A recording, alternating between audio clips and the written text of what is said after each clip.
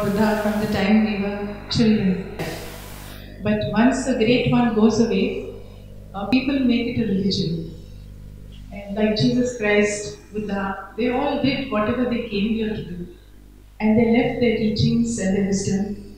And slowly, over a period of time, people made them a part of their life, and it became a religion.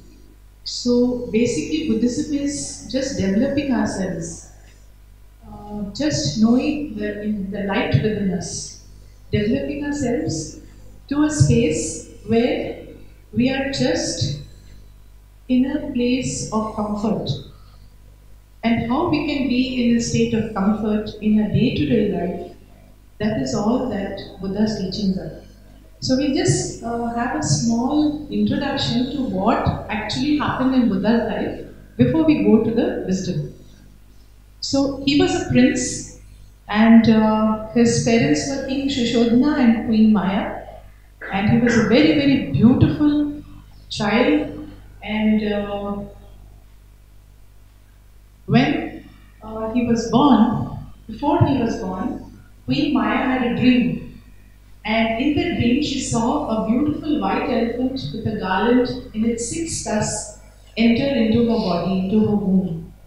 And lots of deities and devas and angels, they were praising her. And she came to know that she is going to be the mother of a very beautiful soul. And you know, about enlightenment, we all keep hearing enlightened being, enlightenment. So, what was Buddha, the first person who talked about enlightenment? What did he tell people? So, one of the students asked him, "Are you the Messiah?" Messiah generally was referred to as Christ. Christ was called the Messiah, the Savior. He said, "No." "Then are you a healer?" He said, "No." "Then are you a teacher?" He said, "No." "Then what are you?" "And I'm awake." And that awake is the awakening of our soul, the awakening to the light. When one awakens to the light and when one knows what the whole journey is, what life is about, what death is about, what rebirth is about, what the karma cycle is about, and how we can overcome that. And that is what the enlightenment Buddha was talking about. And he said, "You are all Buddhas." Who says this every time to us? Who tells us this in this place? Master, Buddha Master. I call him Buddha Master from the day I know him. He always says, the very fact that you all are here is because you are all masters, you are all Buddhas. And he says we are all on a journey and we are discovering our Buddhahood. The goal of Buddhism is not to have titles or to make distinctions between degrees of holiness. It is to wake up. Buddha never craved for titles. He already was a king. He never craved for anything, for name, fame, recognition. He just wanted to be awake. He wanted to be the master of whatever was life about. So, he always told people, just be awake, do your work. Be on your path. Don't believe me. Don't believe what I'm telling you. You experience what I'm saying. If it resonates with you, if you find it true for you, when you work with it, then it is yours. Okay, I told you about Queen Maya's dream. And when he was born, he seemed to have very special qualities about him. He was very beautiful, he was had a great aura to him, and it seems when he walked, the first time when he walked, every step he walked, a lotus appeared. And this just goes to say that small beings, the great souls, the people who come, the transcendent masters who choose to come here, the soul which comes for the last time, it has already everything in it. It just comes to change the world consciousness. So also did Christ come, so also did Krishna come and Rama. They all came to change something in the world, to give a gift. They need not have come here again, but they just came to give us a gift.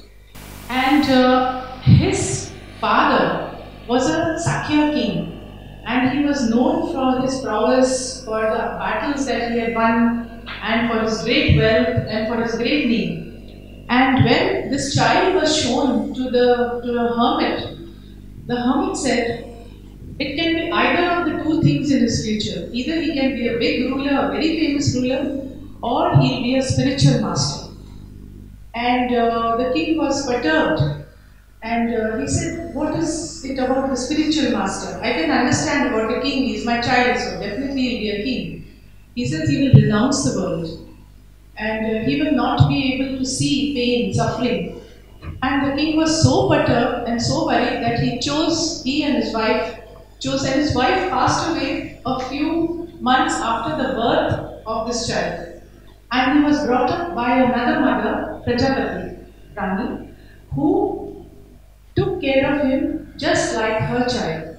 So they decided he will not see suffering, he will not see poverty, he will not see pain, he will not see trauma.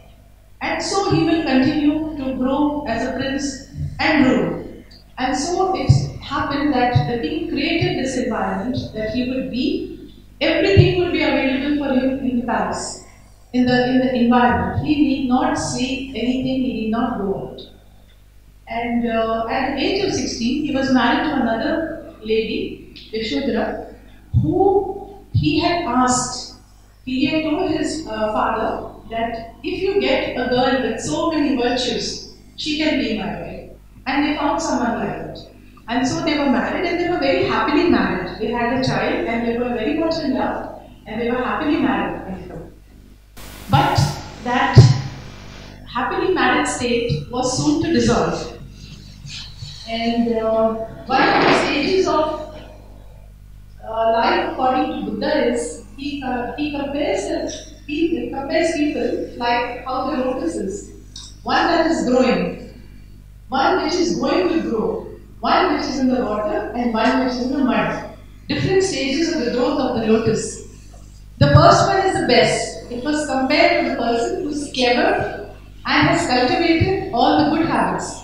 The second one has decided to develop. The third one is thinking to develop. And the last one does not bother to develop. And I'm sure Sir he loves the lotus. And from all his writings, he is very fond of the lotus, and he has done a lot of study on it. So, this is what, according to Buddha, about people. Okay, so finally, one day he decided to take a round in his chariot with his very dear servant Chandaka. And he said, take out the chariot and I have to go. And he knew this is the most faithful servant of the king. And he knew he never has to do this at all. He never has to take him out of the palace. But that day something happened and he could not control himself. It was like he was being driven by a superpower, a bigger, greater reality than what he knew. And he just did whatever the Buddha had, whatever Prince Siddhartha had asked him to do. And it came to his mind, why am I doing this? Why am I doing this? But he was not able to stop himself. Because they say, when the time is right, nothing and no one can stop your path. And so it was the time for the Buddha. So what did he see? He saw an old man. He saw a sick man. And he saw a dead man. And at every time he asked his faithful servant, so what is this? This man who is bent and grey, and what is it with him? I have never seen anyone like him. And he said, he is old. And why is he old? And he said, Master, everyone has to become old. Do I also have to become old and everyone I love? And he said, yes. And then he goes to see the sick man. And he said, who's this? I mean, he's so miserable. What is wrong with him? And he said, that is sickness. And does sickness come to everybody? He said, it comes to some people sometime, many times to many people. So, is this something which is common? He said, yes, it's very common. And then he goes to a dead man. And he sees this buyer being carried. And he says, "What is that?" And he said, "That's a dead man. There is no prana in him." And he said, "What is the meaning of that? I have never seen." He said, "Everyone has to die one day. Do I also have to die one day?" He said, "Yes, you also have to die one day." And then he was overwhelmed with this pain, with the sadness, with the shock. He couldn't understand that for 16 years of his life he has never seen anything like this. And then at the end he sees a person sitting under a tree and meditating, and he asks him, "What are you doing?" And he says, "I'm trying to go away. I'm trying to cut the life and death circle. I'm trying to make a distance. I'm distancing myself from all this, all the dukkhas." And he says, "But will you be able to do it?" He said, "I'm trying. I don't know whether I will be able to do it, but I'm trying." And this has disturbed him so much that he could not sleep that night. His wife was calling him, he was not able to tend to her. His courtiers took him to the house of pleasure in the palace where there were girls dancing and food and wine, and he could not connect to them. He could only see them as skeletons, as sick people, as dying people. And he said, "They are all dead. There is nothing in them. Why have you brought me here?" And he continued being disturbed. And slowly, this feeling came into him that all this is of no use. I need to conquer this. I don't want to go through this. And not only I don't want to go through it, I want to remove it. I know something inside me tells me there is more to life than living and dying. There is more to life than suffering. There is more to life than trauma. But I don't know how to find that. And for that, I need to leave all this, because this is all, is it permanent? It's all temporary. One of the biggest teachings of Buddha's life was that everything is temporary, everything is changing, every moment, every second it is changing. Just like our Buddha master Dr. Newton tells us. What do? We make a reality. Every moment we are creating a reality. And that was known long, long ago to Buddha. He knew that there is some way of creating the reality he wants. And so he went onwards onto his path. Finally, after quite a lot of discomfort, pain, sadness, much thinking, he decided he cannot stay anymore. He loved his child, he loved his wife, and they too were very loyal and devoted to him. Afterwards, when Buddha attained Nirvana, she was his disciple, his wife Yashoda, and his child Rahul was also with his father. So they were with him in this journey to the end. But when he left them, he just left them. He did not turn back and look after that. He looked at them, stood in the doorway, and went away. And that was the starting of his journey. Chandaka is the man who helps him and his horse. These are his people. He rides on his father's horse, Kandaka. Kandaka was also a hero. He was the horse which the king had ridden to many battles, and he was almost like he could talk to him as a human being. He always talked to him as a human being. Siddhartha never spoke to him or thought of him as a horse. He always thought of him as another being, as another human being. And then the last and final thing what he did was, before sending Chandaka away and the horse was Chandaka, he took his sword and he cut his hair. He cut, hair, kesh, if you all know, was supposed to be a sign of a man. Of course, for women it was, but kings, if you see, they are always shown with long hair, kings and big people, because it's a sign of their greatness.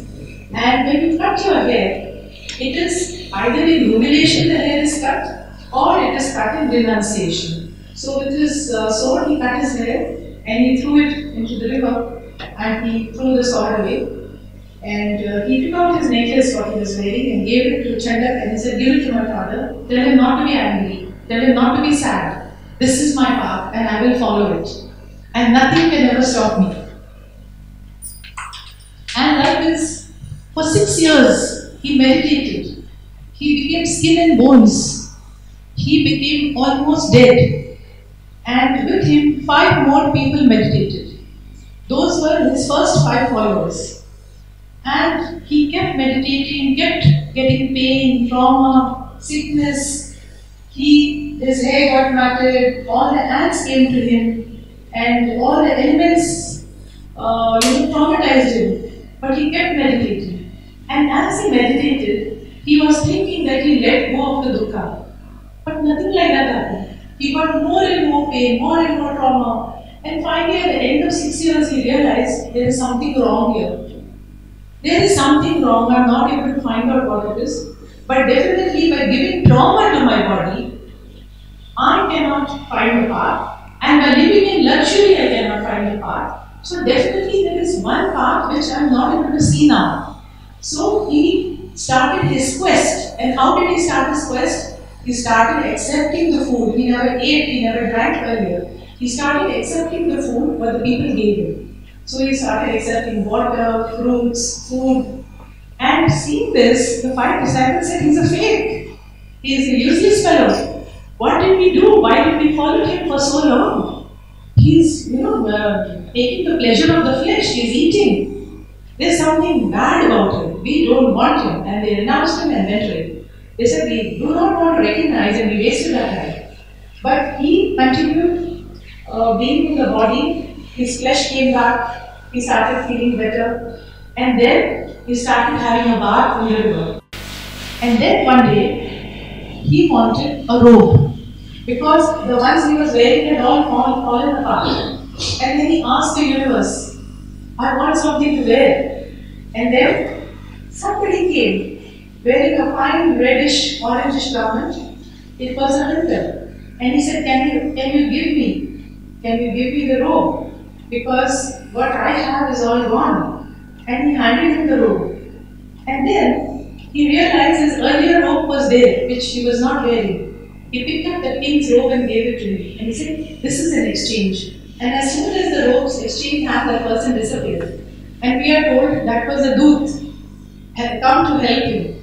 And so he wore this, and then he went, finally got this robe and he will wash it. So he went to the river and washed it. He washed it, and the twigs he stitched it and he wore it. And finally, he walked to a house. He walked to a house. He was still in a very frail condition, but he could walk. He walked and sat there waiting for some alms. And that was the house of a wealthy man, and his daughter was Sujata. And there were many people who were looking at this beautiful being, looking at this beautiful saint, and they wanted to speak to him, they wanted to be with him. And the servant said that there is some beautiful bhikshu who has come. Do we have anything to give? And in a golden bowl she poured the madhu payasam, rice, honey, milk. She poured it in that and she offered him. And that was his first meal he had after he left the path of starvation, after he left the path of flogging his body. And then he went again and dipped himself in the river and sat under the Bodhi tree and vowed, however long it takes, he will not get up from there. Whether it's a day or 10 days or 10 years, he will be there till he finds out what he needs to find. So during this process, every great one is tested. Mara was a demon. He tested him. He was also like Ravana. He was very highly in the good books of the gods. He was a great person, a great being. But he was scared now. Who is this? All whatever the evil, the way people are scared of me and they're following me. But now there is a compassionate being, a loving being. And my kingdom is going to just disappear. And then he sent his armies to scare him. He sent skeletons to scare him. He sent beings to scare him. But Buddha did not move. His concentration did not get destroyed. And then he had 3 beautiful daughters, and they were feeling sad for their father, and they said, we will seduce him. What's there? If anybody who looks at us cannot but come to us. And so they tried that. But he did not move. And then these are actually, they have the qualities of desire. Tanha is desire, thirst, and they have the qualities of aversion, discontentment, attachment, desire, greed, and passion. These three genes embody all that. And these are the qualities that take us away from our purpose. So if they had to do whatever they wanted and Buddha would have fallen from his path, then they would have achieved their goal and there would be no Buddhahood and enlightenment. But they were not able to because he was the chosen one. The gods had chosen him and his soul had chosen to give the world another path. So, on a full moon day at Bodh Gaya, at 31 under the Bodhi tree, he attained enlightenment. Now, according to Buddha, what was enlightenment? There were three things. One was that he could see all his past lives during that time. In that night, he could see all his past lives. He could see the whole of the Brahman, he could see the whole of the universe, he could see the status of every being. And he could feel the release from the cycle of life and death. It came to him that he no longer is bound by that. And when he opened his eyes to the morning sun, he knew he is enlightened. But it was a feeling, it was something within him. And he was delighted with it. He knew that there is something which he has got, but he could yet not put a name to it. He could yet not go and share it with somebody. It was not a logic, it was not a teaching. It was some feeling inside him which he had to share with people. And that day he decided, for me, it's done. But that's not enough. I have to share it with the whole world. And the demon makes one more chance, takes another chance, and says, okay, you became the enlightened one, go now. Go. And go to your jungle and finish it off. And he said, no, my work has just started. It's not for me, it's for the whole world. And then finally Mara bowed down and said, I'm defeated. And that is not the defeat of the demon, it's the defeat of that which pulls you away from your path. So these are all depictions. This you have seen? These three people, finally he gave his first sermon. And when he went there to that place, the deer park, and these people were thinking, he's a known person, known face. We recognize him. They said, no, he's a fake, he's the same fellow. They said, no, there's something about him that's different. And finally, he could convince them, he could talk to them and tell them that there is a new teaching, there is a new path, the middle path, the eightfold path, which is neither extreme, neither too much or too little. Somewhere which is easy to follow, which every human being can follow, and he gave his first sermon, he gave the four noble truths to these people. So what are they? First of all, he told them to meditate. Every insight, every inner knowledge will come with our meditation. And who teaches us this? Anapanasati. Here, many people teach us. But who taught us the first time? Who taught us? Who? Yeah, Buddha only taught us. But which Buddha? Dr. Newton. Our Buddha, our Buddha master. Okay? So the in-breath, the out-breath, the connection between the in-breath, observing the breath. And this, friends, is the most easiest of meditation which Buddha taught, which our Buddha master follows, is the Anapanasati. The inside and the outside, the breath, the inhale and the exhale. And that is all about it. No mantras, no chanting, no gestures, no mudras. Just watch your breath. If it's fast, it's okay. If it's slow, it's okay. If it's medium, it's okay. Just watch your breath and be in the space, and then you will be open to all insights that are going to be presented to you. Okay. He preached the four noble truths. The first noble truth of dukkha. What is dukkha, friends? Sorrow. Everything arises from sorrow. All pain, everything, the root is dukkha. That there is so much sorrow in the world.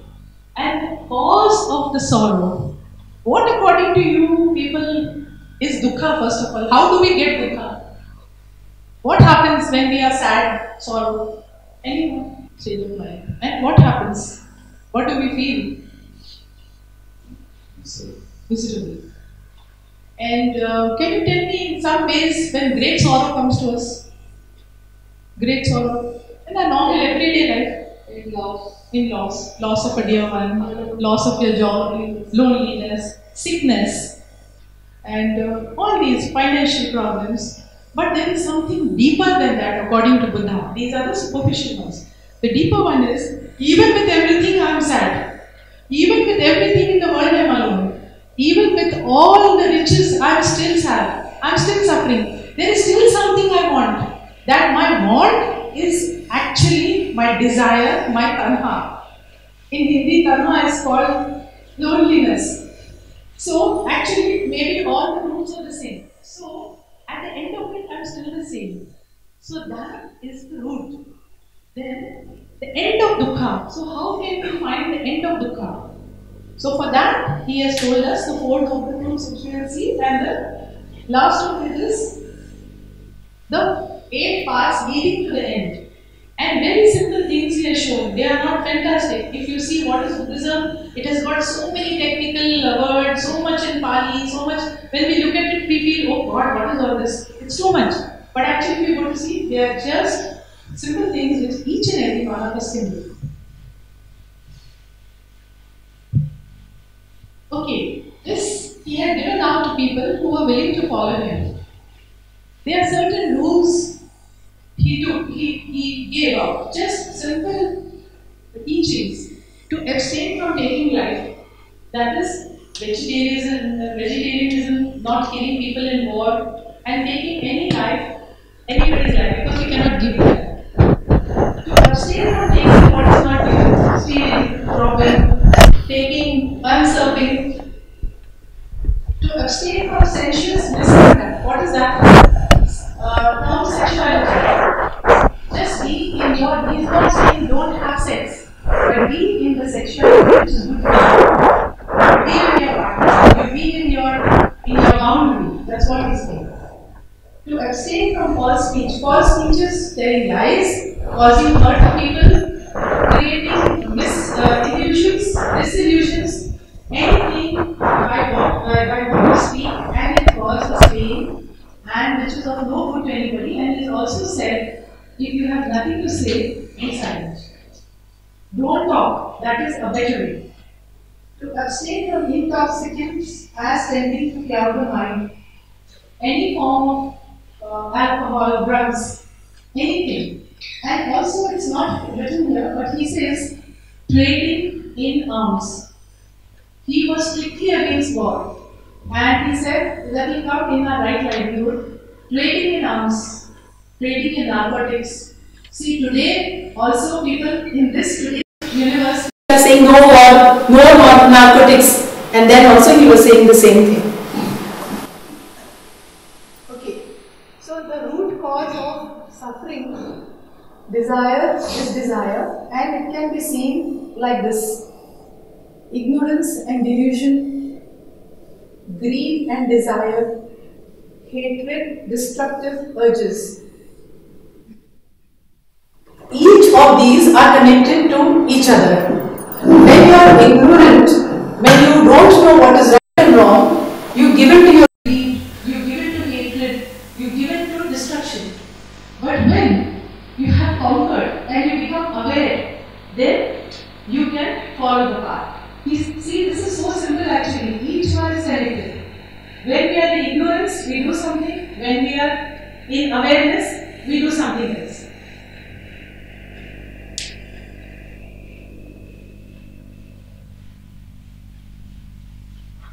He said, I teach suffering, its origin, its cessation, and the path. That's all I teach you. They asked Buddha, finally, what's your essence? He said, suffering.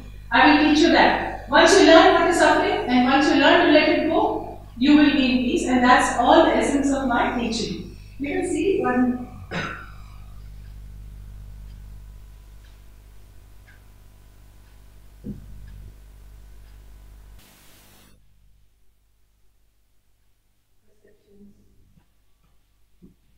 Mental formations.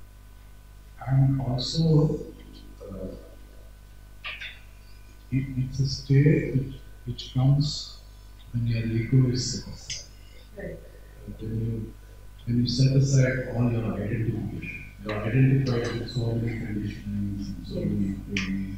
So when we let go that, I won't say let go, when we keep it aside and see the situation the way it is, As it is. and then allow the response to come from within. Yes. I Very well said, sir. And yes, very well said, sir. And this is directly connected to the wisdom. Like he said, you set aside all your conditioning, come from your heart. Wisdom is from the heart, intellect is from the mind. So, right thought. What could be the right thought now? Yeah, just according to you, what is the right thought? Right thought. Thoughts ऐसा होना चाहिए जो किसी को hurt नहीं होगा और वो सबके लिए भी सही है और वो हमारे लिए भी सही होगा वही लाइफ होगा क्योंकि हम कुछ सोचते हैं और वो दूसरे के लिए गलत हो सकता है जी उसको ठीक से नहीं समझ में आएगा तो उसके लिए वो गलत है लेकिन दोनों का अंडरस्टैंडिंग के साथ में जो थॉट आता है वो राइट थॉट हो सकता है इससे किसी को हानि नहीं होगा नुकसान नहीं होगा और वो सही रास्ते में चल सकता है जी अगर वो सीधा वहाँ से जाए वहाँ पे इधर उधर हो सकता है तो वो सीधा नहीं जा सकता है वो thank you ma'am right thought में जैसे आपने किया बोला है और एक चीज जो हम ऐड कर सकते हैं वो हमारी इंटेंशन हमारे दिल के अंदर क्या है हमारी मंशा क्या है जब हमारी मंशा सही होगी जब हमारा इंटेंशन सही होगा तो वो हमारी थॉट को गाइड करेगा and the right speech yes ma'am It should be in correspondence with the thought. It's not that you think something and you're saying something.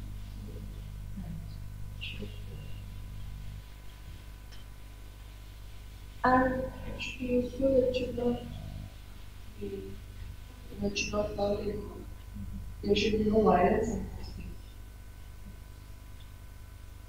Very well said, ma'am. So there should be no violence. It should be useful. It should be soft. It should be good for us, it should be good for the other person. Thank you, ma'am. Well said. Then, right livelihood. Yes, sir. It would be something which is sustainable for the person as well as the community. It should not be stealing. It should be developing something which is like giving. Right. Thank you, sir. Right livelihood, he stresses upon the ways of earning money. He says, when you harm somebody and you earn money, that's not right. Like dealing in weapons, killing people, killing animals, and by selling intoxicants, those are not right livelihoods. And like sir said, it should be sustainable in a nice way. Thank you, sir. Well said. Then, right action. Yes, sir. Yes. So how we react in front of others, that's more important. It's like non-violence. I mean, how we maintain our body language and actions, something like that. Right, very good. Thank you, sir. That you become aware of the action you are taking. There can be different choices before you, but you are living in that awareness that you take the right action by thinking the right thought. Slowly, as we are in a meditative state and as we come into more and more awareness, automatically our thoughts go that way and our actions follow them. Thank you, sir. Then, right effort. Yes, ma'am. To me, right effort sounds a bit like the intention part. And also, because I think when we have our mind thinking in a certain way, then we will make an effort in that direction. Yes. So, it's like the trinity of thought, speech and action. And for me, this is a lot like that. I think it combines probably at least two of these things like thought and action. Because when you think in a certain way, and if you think in the right way, then you will obviously also have action which is in the right way. So for me, that's what effort means. It's how you position your mind and how you position your thinking in order to do the right thing. What you give priority to. Yes. Yeah. Thank you, ma'am. Well said. So, it's a combination of our thoughts, our actions, and what we give priority to. It's also that we try to live that. When we focus upon the right, when we be in awareness of the right, automatically the Trinity comes together all the time. Like she has very beautifully pointed out about the Trinity. So once we are living in awareness, it becomes a part of our nature. We are always focused towards that. Then, right mindfulness. So, mindfulness. As we see, everything is interlinked to each other. yes. What we think, we become. And what we think, it fills our mind. And it should be in a cleaner way.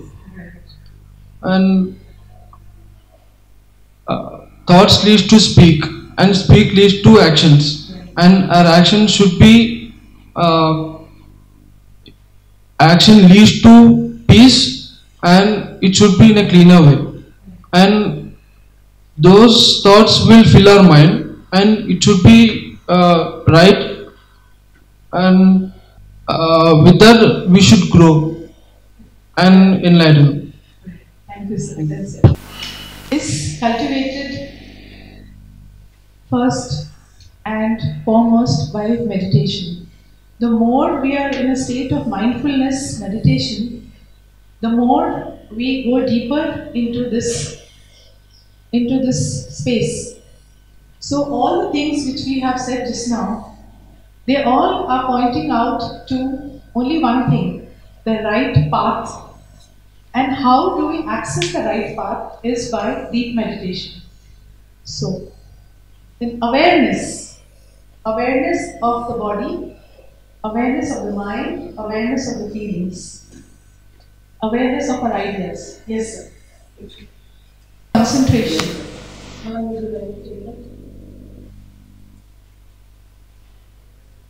According to me, right concentration comes with deep meditation. You can focus completely on what you are doing and what you are speaking and what you are doing and actions. Right. Thank you, ma'am. That is it.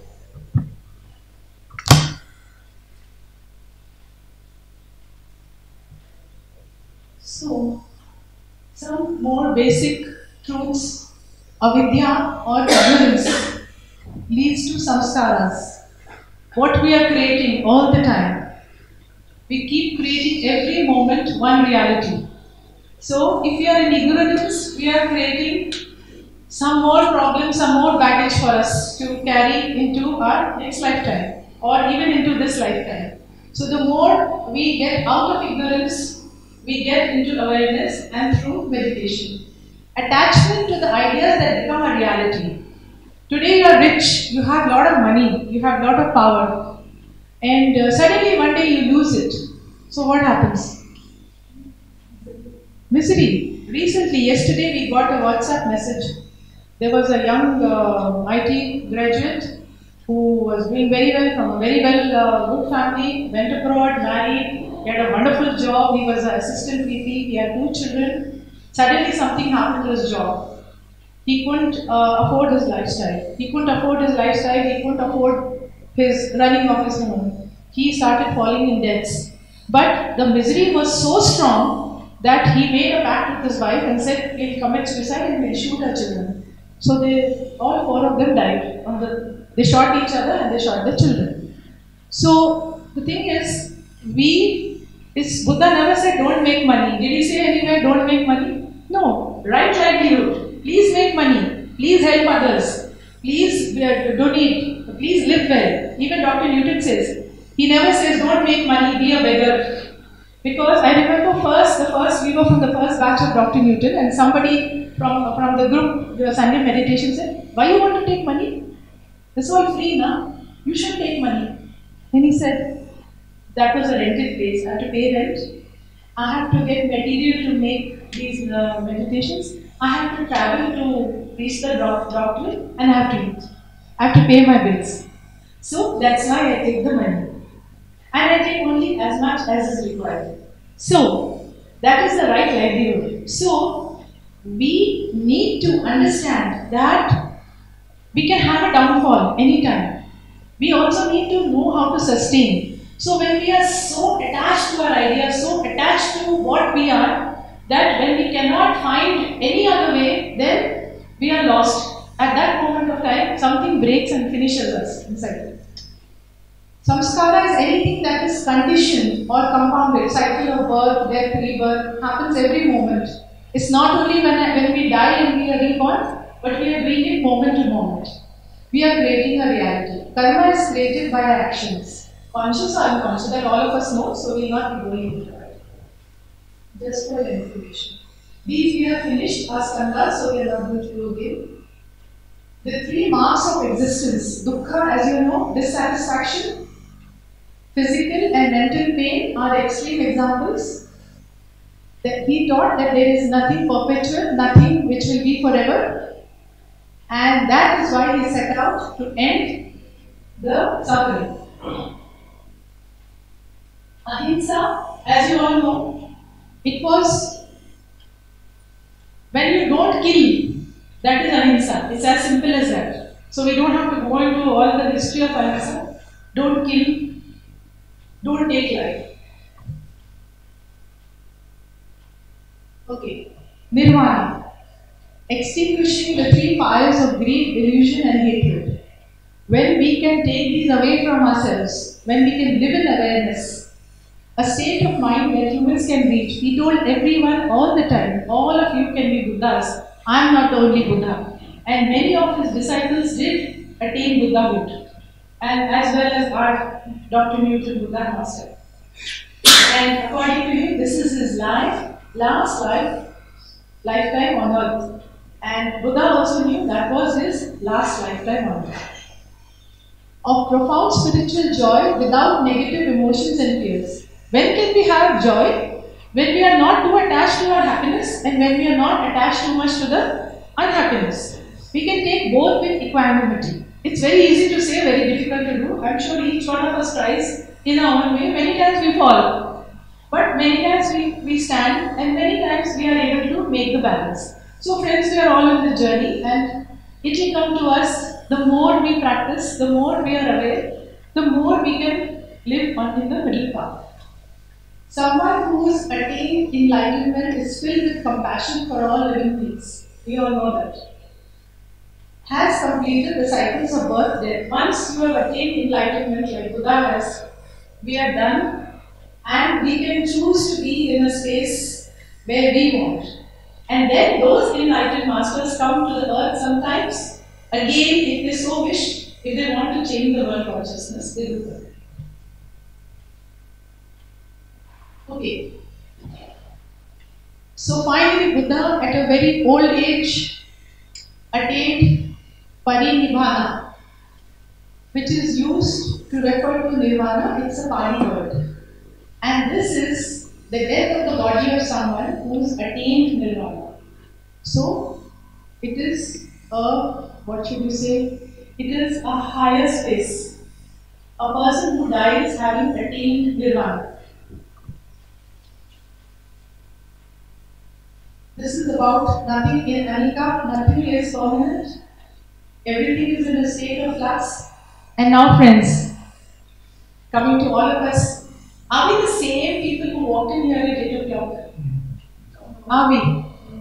Are we the same people who just now 5 minutes ago were talking? We are not. So every moment, every second, with every breath we are changing, but we are not aware.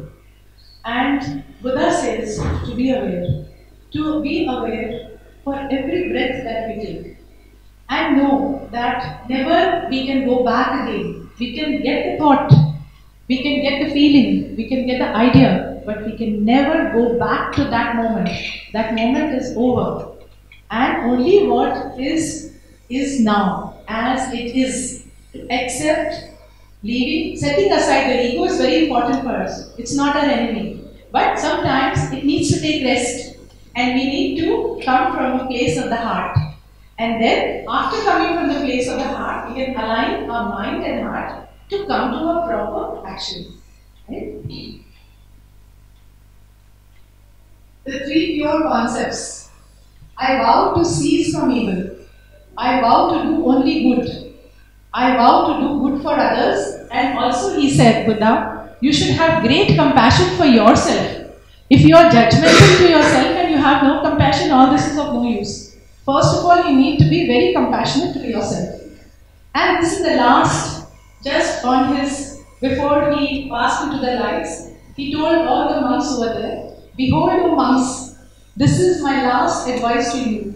All compounded things in the world are changeable.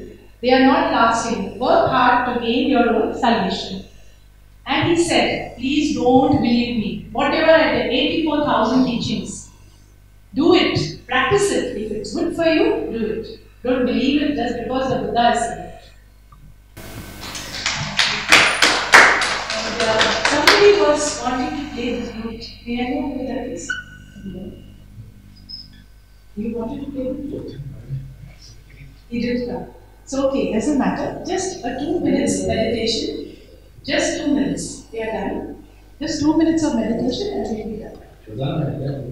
Hey, no?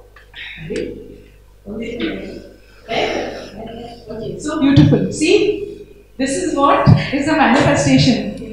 Subbarauji said, somebody wants to play the flute. I said, okay, we'll do it with the meditation, and he was not there. But the flute is there. That is the reality. Let me just give him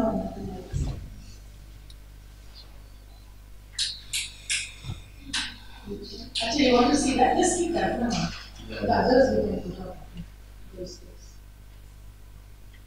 So friends, we sit in a comfortable position.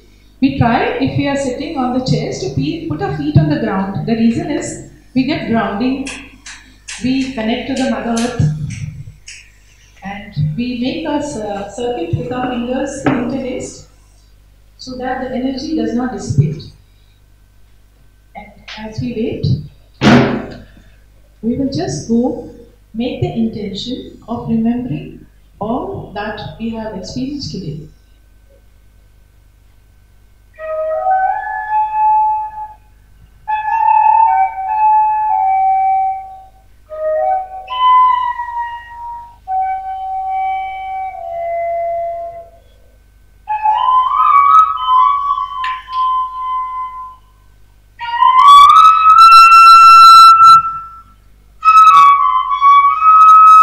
Let your heart speak.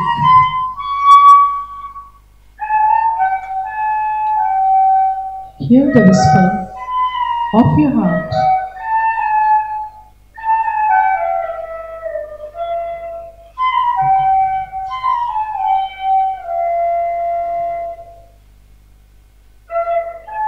Know that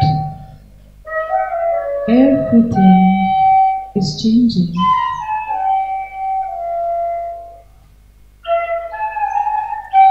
The whole of the universe is changing. Every cell in our body changes. Every leaf falls and is reborn.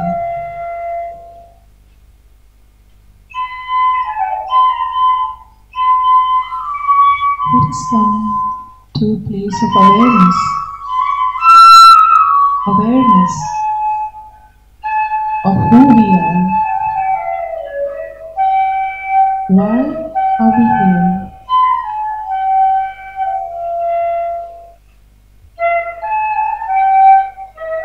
Where is it that we need to go?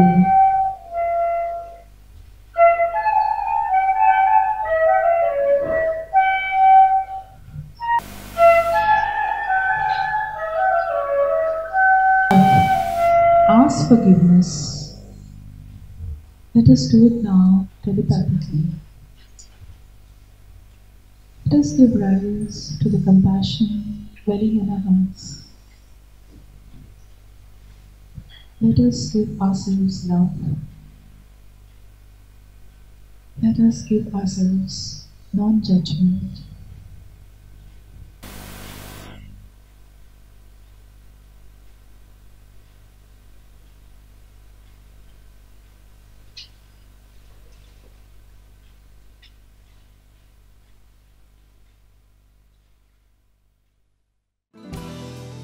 Hello friends, PMC ఆన్లైన్ని subscribe చేసుకోండి. సరికొత్త updates కోసం bell బటన్ని నొక్కండి.